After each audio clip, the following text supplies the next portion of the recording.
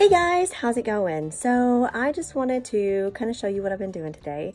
I am, again, getting back to it with spring, and I've got a couple of plantings done, and then I wanted to show you a little bit of what I do to get ready for spring. So first I'll go through the plantings. And I got these pots at Menards, and you know what, they were on sale for like 52 bucks, and they are absolutely gorgeous. I really like these pots. They are all, I guess it would be ceramic. They were normally like $120 and I got them for 52 bucks a piece. So I'll show you what I have in here.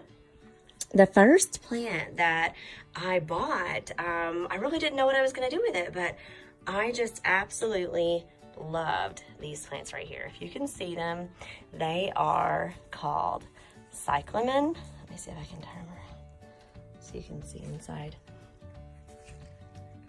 They're so pretty. They have a beautiful flower and then awesome foliage too. So the next thing that I knew that I wanted to have was something super tall, but also something that I could use in the landscape once the season was over. So I got that beautiful Blue Point Juniper. And I have cooked it up so that it would look really good in the pot.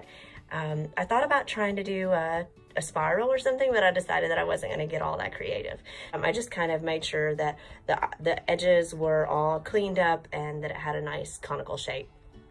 Lastly is this Georgia Peach Coral Bell, which some people know them by heuchera, others know them by Coral Bell. Coral Bell is the common name, but they have just a beautiful peach color foliage, and it really goes well with the deep red that you see in the stems of the cyclamen. We'll go over here and look at these two.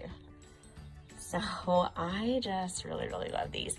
Now, one of the things that I wanted to be sure is that everything that I planted that I could use either in the landscape or inside of my house. So everything that is in these pots I can reuse somewhere else so that I'm not wasting money. These cyclamen I'll have to bring inside. Those are really just cool weather plants, so they're really great for spring, but outside of that, they need to be in really cool weather. So what I'll do is I'll bring those inside after the spring is over, and I'm going to put them down in my basement where it's nice and cool and dark, and I'm going to kind of force a dormancy on those so that next spring I can bring them back out of the basement, put them in light, give them some water, and they'll start perking back up and flowering again. But they are just a winter, early spring plant. So that is absolutely all they're going to be good for, is just the spring, but I just thought that they were absolutely gorgeous. So I'll show you the tag on those. That's the cyclamen. Look at that, $4.98 at Home Depot. They are so pretty. I love these. So they're really good. They're deer resistant and great for containers. And then if you look in the back, you can pause your video if you want and get the info on that. So the next thing is the coral bells. It's also known as heuchera, and there it is again. And I'm going to show you the tag on that so that you can see that this is from Menards. So I looked at Home Depot and I just really couldn't find the color that I wanted. And this color just really was a beautiful color. Now I have a deep burgundy, and I'll show you that in the landscape.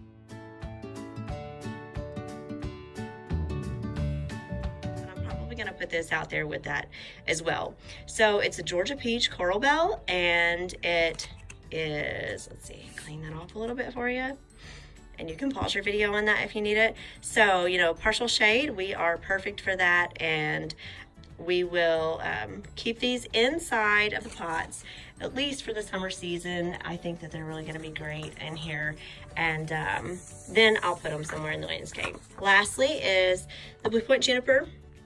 So I'm going to keep these trimmed down throughout the summer so that they're really great in the pot. Here is the card for those. I got that at Menards as well. And I think that was about $30 for that. But you know what? Whenever I'm making dual use out of it, I think it's a really great price for that.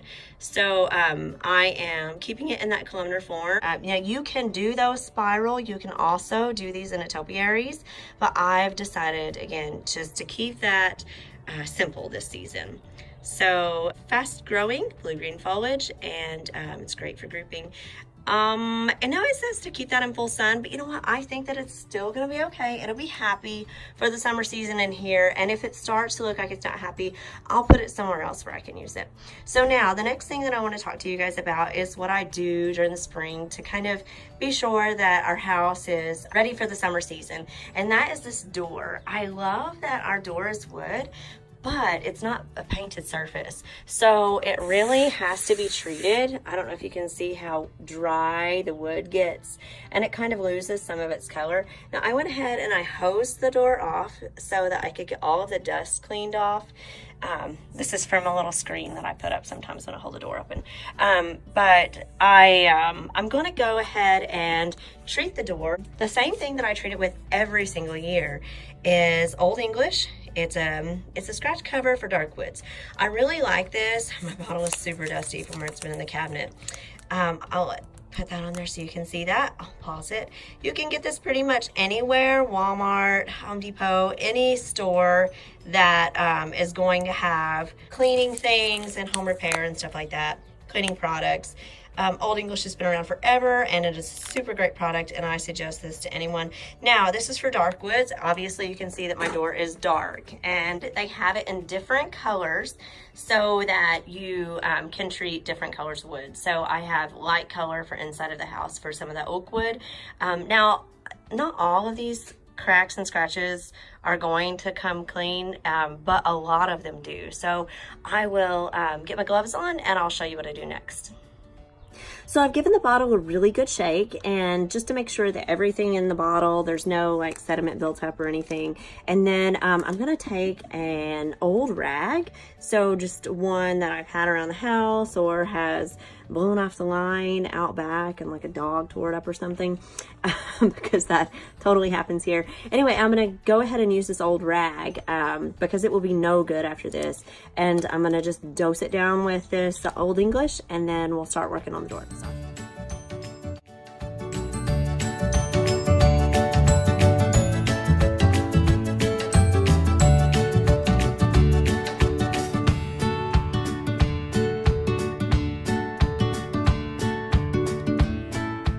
So that was super simple. The only thing that I decided to do was I went ahead and just ran my rag over my wreath, because this was last year's spring wreath, and it was kind of dusty, and this wicker, you know, is just the same as wood. You can treat that with a little bit of that Old English, and it's not going to hurt it whatsoever. So just ran that over that, and it kind of just perked it up a little bit.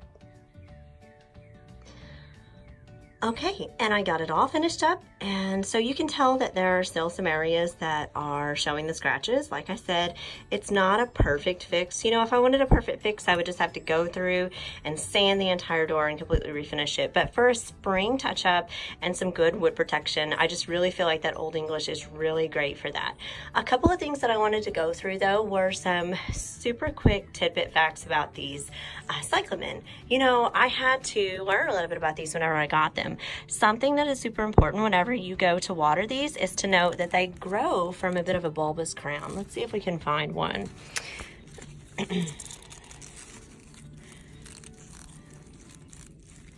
So if you look in there, it grows off of a little bit of a bulbous crown right there. You have to be sure that whenever you water this plant that you don't water it from directly above, which is why the plants are still a little dirty. I blew them off with a blower, but not a lot of water on top of them, just a little bit of a sprinkle on the leaves. I didn't want to do any super deep watering that would go down into the crown of the plant, because I don't want to encourage crown rot. So another thing to know is that a way to tell if your cyclamen are happy, oh, there's a good crown, you see that? If your cyclamen are happy is just to see if you have new good growth down here near the crown, which we do. We have super great fresh tender growth, and then there are new blooms right there. So we know that that's a good happy plant. Just so you know a little bit about those guys, I think that they're super beautiful and very intriguing. So I wanted for you all to know what I know, and that is what I've learned today. So have a great day. Thanks again for tuning into my channel, and I'll see you next time. Bye-bye.